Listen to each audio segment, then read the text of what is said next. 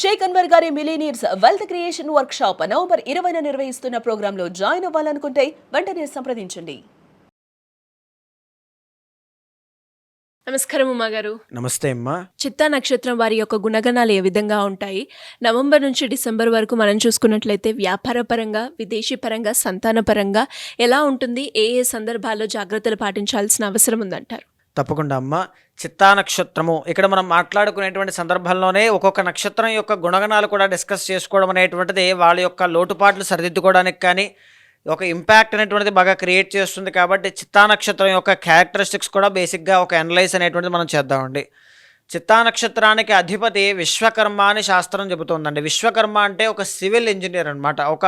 ఒక నిర్మాణాలు చేయాలి అన్నా, ఒక వ్యవస్థను నిలబెట్టాలి అన్నా ఒక ఇంజనీర్ చేస్తూ ఉంటారు. ఒక కట్టడాన్ని, ఒక చరిత్ర సృష్టించాలి అంటే ఒక జ్ఞాపకం, గుర్తుగా ఒక కట్టడమే మిగులుస్తుంది మనకి. సో ఇక్కడ ఏంటి అంటే చిత్తా నక్షత్రం 1, 2 పాదాలు కన్యా రాశిలో ఉంటే 3, 4 పాదాలు తులారాశిలో సంచారం జరుగుతూ ఉంటాయండి.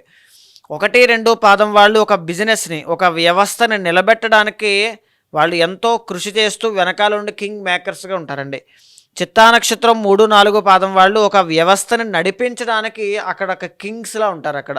సో ఇద్దరూ కూడా అంటే 4 పాదాలు కూడా వీళ్ళకి ఏంటి అంటే అగ్రెషన్ చాలా ఎక్కువ ఉంటుంది. బర్నింగ్ డిజైర్స్ అనమాట. ఏదైనా సాధించాలి, చెయ్యాలి, కృషి చెయ్యాలి, పట్టుదల అన్నీ ఉంటాయన్నమాట. ఇక్కడ ఏంటి అంటే వెరీ హార్డ్ వర్కింగ్ నేచర్, కానీ స్పిరిచువాలిటీ కూడా చాలా బాగుంటుంది. వెరీ క్రియేటివ్ పీపుల్ అని చెప్పచ్చు. స్ట్రాంగ్ అండ్ డేరింగ్ అండ్ డాషింగ్గా ఉంటారండి. దేన్ని లెక్క చేయరు. కుజుడు అధిపతి కాబట్టి కోపం కూడా ఎక్కువ ఉంటుంది. అంటే ఒక మనిషిని డీల్ చేయాలన్నా, వ్యవస్థని డీల్ చేయాలన్నా అలా ఉంటేనే అది సెట్ అవుతుంది. ఇక్కడ ఏంటంటే చిత్తా నక్షత్రం 1, 2 పాదం కోసం మనం మాట్లాడుతున్న సందర్భంలో ఒకసారి వాళ్ళ చార్ట్, డిఫాల్ట్ చార్ట్ మనం రీడ్ చేస్తాయండి. 1st అండ్ 10th లార్డ్ వీళ్ళకి బుధుడు ఆధిపత్యం వహిస్తూ రాజయోగాన్ని కలగజేస్తూ ఉంటారండి. అంటే ఏం జరుగుతుంది, వీళ్ళ లైఫ్లో ఎప్పుడైతే బిజినెస్ చేస్తారో 1, 2 పాదం వాళ్ళు అప్పుడే వీళ్ళు సక్సెస్ చూస్తారు. మీకు ఏదో ఒక జాబ్ వస్తుంది, దాంట్లో ఇన్కమ్ వస్తుంది, సరిపోతుంది అని అక్కడితో ఆగిపోవడం మంచిది కాదండి.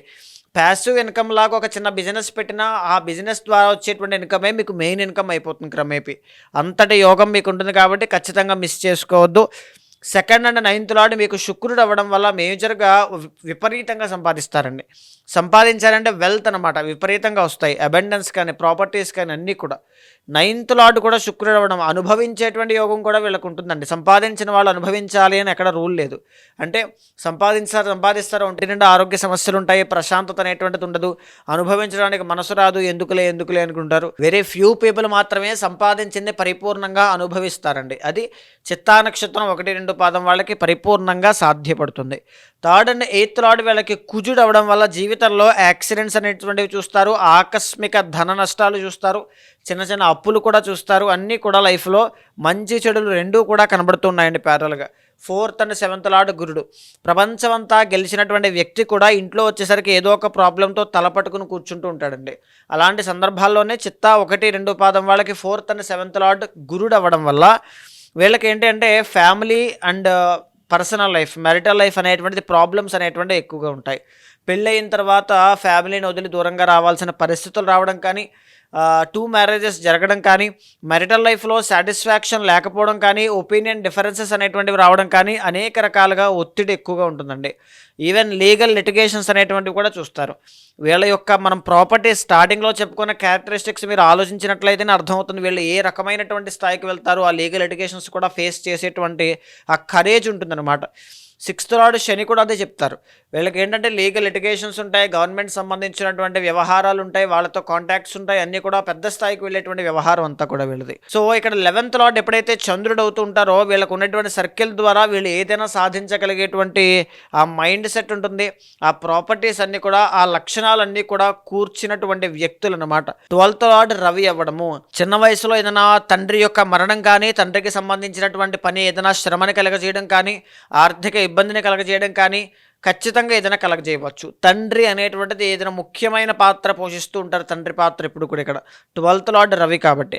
సో ఆ విషయంలో చాలా కేర్ఫుల్గా ఉండాలి. హార్ట్ ప్రాబ్లమ్స్ రాకుండా, బ్లడ్ రిలేటెడ్ ప్రాబ్లమ్స్ రాకుండా, కొలెస్ట్రాల్ రిలేటెడ్ ప్రాబ్లమ్స్ రాకుండా, వెన్నుపూసకు సంబంధించినవి, కిడ్నీకి సంబంధించినవి, డయాబెటీస్ సంబంధించిన ఆరోగ్య సమస్యలు చిత్తా 1, 2 పాదం వాళ్ళు రాకుండా కేర్ఫుల్గా ఉండాలి.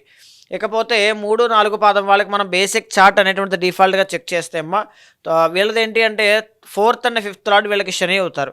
దీనివల్ల ఏంటంటే వీళ్ళు ఎప్పుడైతే సహజ సిద్ధంగా ఒంటరి పోరాటం చేస్తూ ఒంటరిగా జీవితంలో ఎదగాలి అని కోరికతో ఎవరి సహాయం అవసరం లేకుండా వీళ్ళు ఆత్మవిశ్వాసంతో నమ్ముకుని ముందుకు ఒక రిస్క్ తీసుకుంటారో అప్పుడు మాత్రమే వీళ్ళకి విజయము అనేటువంటిది వస్తుంది. అది డబ్బు రూపంలో, పేరు రూపంలో, సక్సెస్ రూపంలో, వివాహం రూపంలో ఏదైనా కావచ్చు. మీరు ఒంటరి పోరాటం చేయాల్సిందే, కష్టపడాల్సిందే, చొక్కా నలగాల్సిందే, చెమట పట్టాల్సిందే. అది మీకున్నటువంటి డిఫాల్ట్ యోగం అండి. అది చాలామంది అక్కడ చేసి 100లో 1% మాత్రమే సక్సెస్ అవుతారు.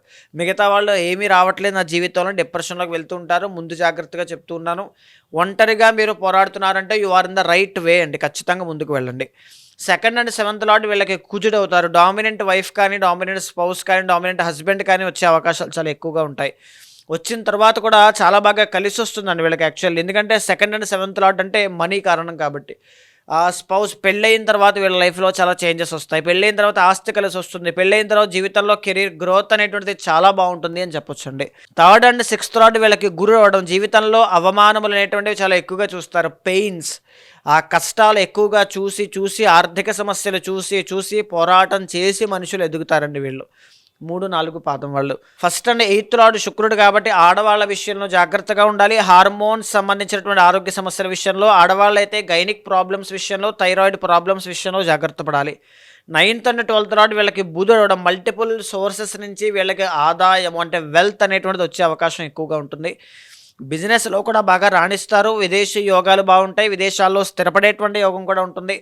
10th లార్డ్ చంద్రుడు కాబట్టి సేవా గుణానికి సంబంధించి, సేవా మార్గానికి సంబంధించిన వృత్తుల్లో నియమింపబడి ఉంటారని చెప్పొచ్చు. సివిల్ సర్వీసెస్ కానీ ఇవి కూడా సేవకు సంబంధించినవి వస్తాయి. సో అనేక రకాలు ఉన్నాయండి. భగవంతుడికి సంబంధించినటువంటి స్పిరిచువల్ ఇంక్లినేషన్ కూడా చాలా బాగుంటుంది. జీవితంలో మంచి అభివృద్ధి అనేటువంటి చూస్తారు. లాభాధిపతి రవి కాబట్టి వీళ్ళకు ఉండేటువంటి పవర్ఫుల్ కాంటాక్ట్స్ వల్ల వీళ్ళు కూడా జీవితంలో అనుకున్నవన్నీ సాధించే అవకాశాలు చాలా ఎక్కువగా ఉంటాయమ్మా. సో ఇలాంటి ప్రాపర్టీస్, క్యారెక్టరిస్టిక్స్ ఉన్నటువంటి చిత్తా నక్షత్ర జాతకులకి నవంబర్, డిసెంబర్ మాసంలో ఎలా ఉండబోతుందో మనం చూస్తే, ముఖ్యంగా 1, 2 పాదం వాళ్ళు ఒకసారి మనం చూద్దామండి. 1, 2 పాదం వాళ్ళకి అద్భుతమైనటువంటి అదృష్టం పట్టబోతోంది అని చెప్పొచ్చండి. డిసెంబర్ 5వ తారీఖు దాకా అపూర్వమైనటువంటి రాజయోగంలో వీళ్ళు ఉంటారు. ఎందుకంటే గురువు అనేటువంటి ఆయన కర్కాటక రాశిలో లాభాల్లో వీళ్ళకి కలిసి వస్తున్నారు కాబట్టి ఎక్కడి నుంచైనా ఏదో ఒక విధంగా ఆఖరి నిమిషంలో వీళ్ళకి డబ్బులు పడతాయి. ఖచ్చితంగా వీళ్ళు సేవ్ అవుతారు, చాలా బాగుంటారని చెప్పొచ్చు. ఇదే విధంగా 2nd హౌస్లో శుక్రుడు చాలా బాగున్నారు. ధనస్థానం యాక్టివేట్ అవుతుందండి వీళ్ళకి నవంబర్ మాసం అంతా కూడా. ధనస్థానం యాక్టివేట్ అయిన తర్వాత శుక్రుడు యాక్టివేషన్లోకి ఎప్పుడైతే వస్తారో శని నాటక కళారంగాలు, నృత్య గీత వాద్యాది రంగాలు, కళారంగంలో మంచి అభివృద్ధి అవకాశాలు చాలా బాగుంటాయండి. మెరిటల్ లైఫ్లో కూడా మాట పట్టింపులు ఏవైనా ఉంటే అవన్నీ కూడా క్లియర్ అయిపోవడం, ప్రేమ వ్యవహారాల్లో మంచి విజయాన్ని చూసే అవకాశాలు కూడా చాలా బాగుంటాయి. 3rd and 8th లార్డ్ ఎప్పుడైతే వీళ్ళకి కుజుడయ్యి ఆయన స్వక్షేత్రంలో 3వ స్థానంలో యోగిస్తూ ఉన్నారో, భూమి కొనాలి, భూమి అమ్మాలి, కోర్టు సమస్యలు, న్యాయపరమైన చిక్కులు, ధర్మ పోరాటాలు ఇలాంటివి ఏవైనా ఉంటే అవి కూడా కన్యా రాశి వాళ్ళకి అద్భుతంగా కలిసి వస్తాయి అని చెప్పొచ్చమ్మా. చాలా బాగుంది. కాంపిటేటివ్ ఎగ్జామ్స్ రాసేవాళ్ళు, స్పోర్ట్స్ ఫీల్డ్లో ట్రై చేసే వాళ్ళకి కూడా ఈ కుజుడే డిసెంబర్ 6వ తారీఖు వరకు యోగిస్తున్నారు. డిసెంబర్ 6 దాకా మీకు గోల్డెన్ ఛాన్స్ అండి. ఖచ్చితంగా ప్రయత్నం చేయండి. కన్యా రాశి వాళ్ళకి 1, 2 పాదం వాళ్ళు 100% వస్తాయి. అండ్ పోతే 3rd హౌస్లోనే రవి కూడా నవంబర్ 17 తర్వాత యోగిస్తున్నారు. బాగా గమనిస్తే నవంబర్ 17 దగ్గర నుంచి డిసెంబర్ 17 దాకా రవి బాగున్నారు, గురుడు బాగున్నారు, అండ్ కుజుడు బాగున్నారు, శుక్రుడు బాగున్నారు. అన్ని గ్రహాలు కూడా రాహు, కేతులతో సహా అన్ని గ్రహాలు కూడా వీళ్ళకి చాలా ఫేవరబుల్గా కనబడుతూ ఉన్నాయండి. 1, 2 పాదం వాళ్ళు ఎవరు చూస్తున్నా మీ జీవితంలో ఇలాంటి గోల్డెన్ ఆపర్చునిటీ మళ్ళా 2026 జూన్ తర్వాత వస్తుంది. అప్పటిదాకా రాదు కాబట్టి వచ్చిన అవకాశాన్ని సద్వినియోగం చేసుకోండి. బలంగా ప్రయత్నం చేయండి. అవకాశాన్ని చేజిక్కించుకోవడానికి ప్రయత్నం చేయాలి. అయితే 3, 4 పాదం వాళ్ళకి మనం చూస్తే మా లగ్నంలో శుక్రగ్రహ సంచారం కనబడుతోంది నవంబర్ మాసంలో. దీనివల్ల మంచి ఆరోగ్యం ఉంటుంది.